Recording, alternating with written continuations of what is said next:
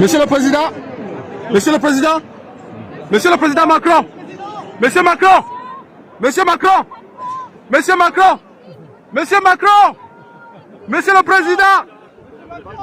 Président, s'il vous plaît, Monsieur le Président, j'ai une question, le Président, s'il vous plaît, Monsieur le Président, j'ai une question, s'il vous plaît. Oui, je n'écris pas, s'il vous plaît, j'ai une question. Oui, j'ai une question, s'il vous plaît. Permettez-moi. Attendez une minute, c'est pas la peine de crier. Permettez, s'il vous plaît. Ok, je vous fais confiance. Merci.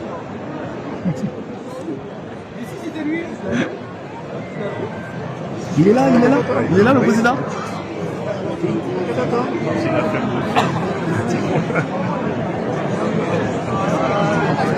Monsieur le Président. Monsieur le Président, bonjour. Je suis Adi Tamen, leader d'un mouvement politique. Je suis Camerounais réfugié et je vous appelle, je vous interpelle aujourd'hui parce qu'au Cameroun, il y a un génocide qui se passe, Monsieur le Président. Il y a la guerre au Cameroun. Monsieur Biya, le dictateur camerounais, 43 ans au pouvoir, 93 ans aujourd'hui, il est en train de pratiquer dans la région du nord-ouest et du sud-ouest camerounais, Monsieur le Président. La dernière fois, vous avez mis la pression sur Monsieur Biya afin qu'il arrête la guerre, mais rien n'est fait, Monsieur le Président. On a des charnières partout au Cameroun, Monsieur le Président. Est-ce que vous, Président de la France, vous êtes d'accord que les droits de l'homme ne soient pas respectés au Cameroun, Monsieur le Président? D'abord, on respecte les droits de l'homme et la souveraineté de chacun. On a des discussions régulières avec le Cameroun. Comme vous le savez, j'avais lancé une commission bipartite sur notre histoire commune. Les conclusions m'ont été rendues il y a très peu de temps et qui donnera lieu à des décisions communes. Je vais juste faire regarder ce que vous dites. Oui, Monsieur le Président, nous avons pris acte de l'histoire de notre pays, mais nous doutons. Nous, sincèrement, nous, Camerounais, nous doutons parce que l'histoire des personnes dans cette commission sont des personnes de peu de foi et nous ne pouvons pas faire confiance à ça. Le Cameroun aujourd'hui a formé autant d'historiens capables d'être plus lucides dans cette histoire, Monsieur le Président. Des historiens de très grande qualité qui ont été... Oui, mais nous doutons, je ne refuse pas leur qualité, mais nous doutons, Monsieur le Président. Après, ce dont vous me parlez aujourd'hui, il y a des choses graves que vous évoquez, ça je vais faire regarder. Oui, Monsieur le Après, Président. je ne veux pas m'immiscer dans le dialogue politique camerounais, c'est normal, vous comprendrez. Je comprends parfaitement, Monsieur le Président. Même tous les droits de l'homme, vous avez quand même le droit de dire que c'est injuste parce que l'injustice n'a pas de nationalité, ni de souveraineté, ni de pays, ni de couleur de peau, Monsieur le Président. Par notre ambassade. Il y a des prisonniers politiques, Steve Akam, Bibou Nissak, Pascal Zamboué, Alain Fogué, Sissoko Ayutabe. Les prisons camerounaises sont pleines, Monsieur le Président. Il y a beaucoup de prisonniers, Monsieur le Président. Merci infiniment, Monsieur le Président. Est-ce que je peux vous envoyer une liste pour les prisonniers politiques pour que vous puissiez... Envoyez-moi. S'il vous plaît. Dans le cabinet, je vais faire regarder par mon conseiller. Voilà. Merci. Il y a mon mail. Voilà, les amis, vous venez là d'écouter le président actuel de la brigade anti-Sardina. Il s'est fait appeler fils du planteur. Il a été récemment nommé, ça fait peut-être 2 semaines qu'il a été nommé parce que l'ancien président apparemment c'était Calibro. Ils ont eu les élections là-bas. Ça c'est le nouveau président de la brigade anti-Sardina qui est allé interpeller Emmanuel Macron aujourd'hui, ce jour, à l'ouverture du salon de l'agriculture en France. Il suit ainsi les traces de son prédécesseur Calibro. On se souvient qu'en 2019, je crois que c'était 2020, Calibro avait interpellé toujours Emmanuel Macron, toujours à ce même salon de l'agriculture, par rapport aux prisonniers politiques. À cette époque-là, Maurice Kamto était en prison avec beaucoup d'autres prisonniers politiques. Il avait interpellé, à l'époque c'était Calibro, il avait interpellé Emmanuel Macron sur cette situation-là. Et après, quelques mois plus tard, Maurice Kamto et certains militants ont été libérés. C'est vrai qu'après, jusqu'aujourd'hui, d'autres prisonniers sont restés dans les prisons. Donc, c'était aujourd'hui donc à l'ouverture du salon de l'agriculture en France.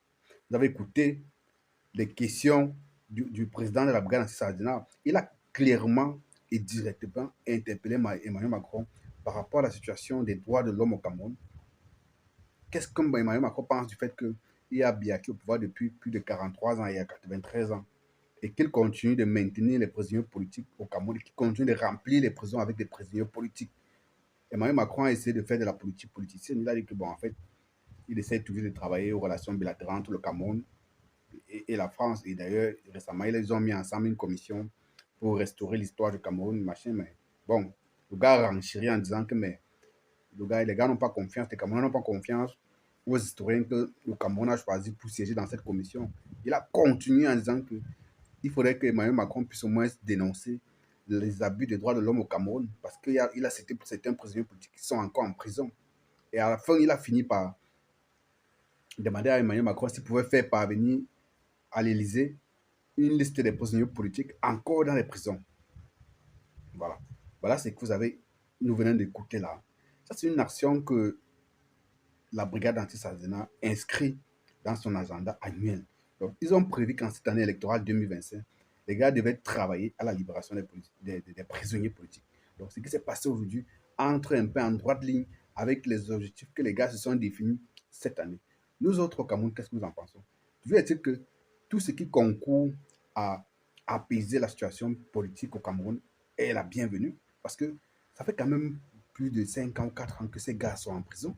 Pour certains ont été arrêtés chez eux, d'autres en train de boire un thé, je ne sais pas trop quoi. Mais ils ont été accusés pour insurrection et pour hostilité à la patrie, des crimes et des accusations graves. Pourtant, c'était des gens qui n'avaient exprimé que des idées. Personne n'avait cassé un seul verre ou une seule table, nulle part. Mais malgré ça, le régime en place a tenu à les punir sévèrement. Donc, on peut comprendre donc cette interpellation-là d'Emmanuel Macron par le président de la brigade anti-Sardina. On ose espérer qu'il y aura également des suites comme il y a eu en 2020 à la suite de l'interpellation d'Emmanuel Macron par Karibé Kaloubo. C'est après l'interpellation d'Emmanuel Macron que Maurice Kamto et compagnie avaient été libérés par la suite. On ose imaginer que lorsqu'il va faire parvenir cette liste à Emmanuel Macron, et il pourra passer un coup de fil à son homologue camerounais. Parce que parfois, le président Paul Biya nous donne l'impression qu'il n'est pas vraiment au courant de ce qui se passe. Peut-être qu'il va nous dire cette fois-ci qu'il n'était pas au courant qu'il y avait encore des prisonniers politiques ou qu'il y avait des prisonniers politiques pour si peu dans les prisons camerounaises. Si ça peut passer par Emmanuel Macron et qu'il soit vraiment au courant de la réalité, s'il n'est pas encore, ça pourrait être une bonne chose, ça pourra apaiser un peu les tensions politiques, surtout à cette année charnière électorale 2025. Donc, voilà ce que j'ai tenu à partager avec vous cet après-midi. Ainsi va la République.